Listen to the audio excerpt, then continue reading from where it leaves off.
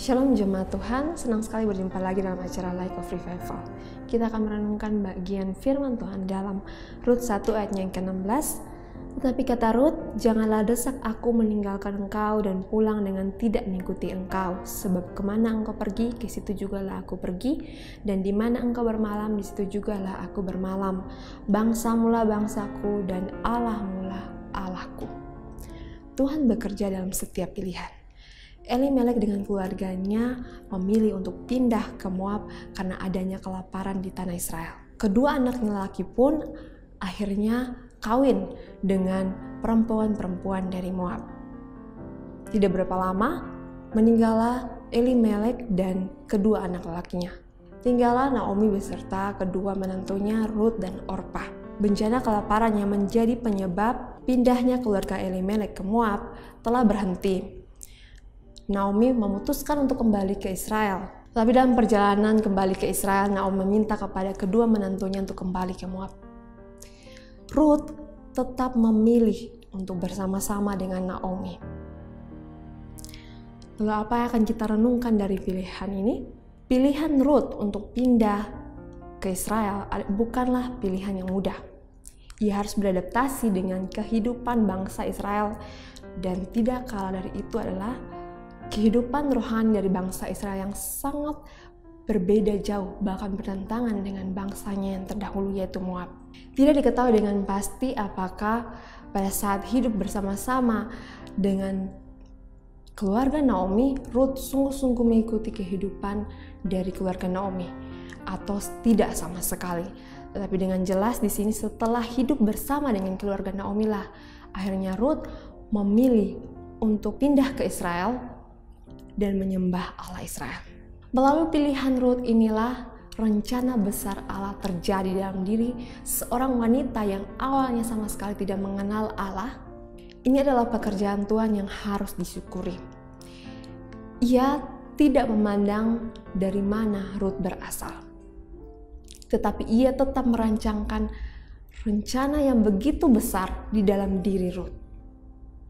Begitu juga dengan kita.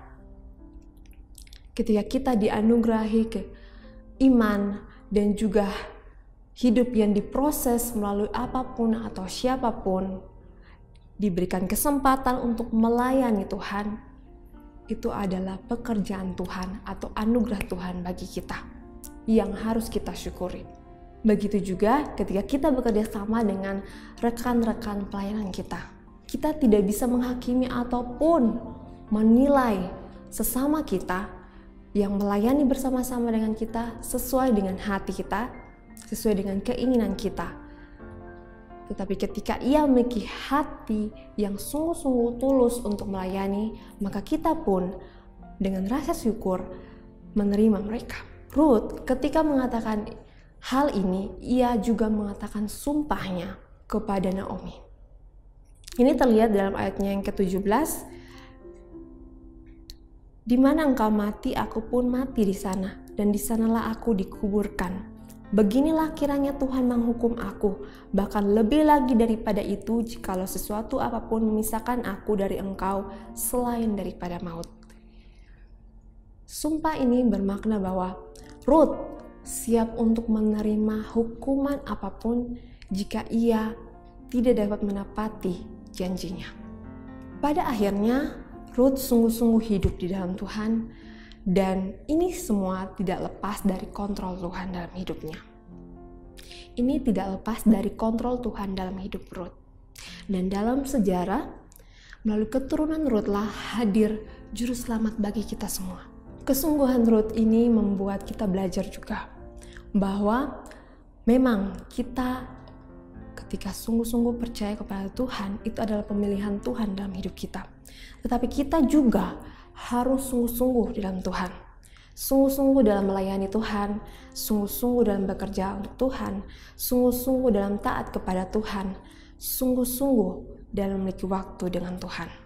Seperti Rut, yang juga sungguh-sungguh dengan apa yang telah dijanjikannya.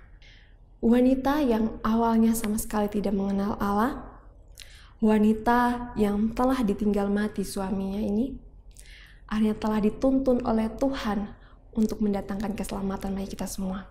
Melalui rencana besar Allah yang terjadi melalui pilihan-pilihan yang diambil oleh Ruth.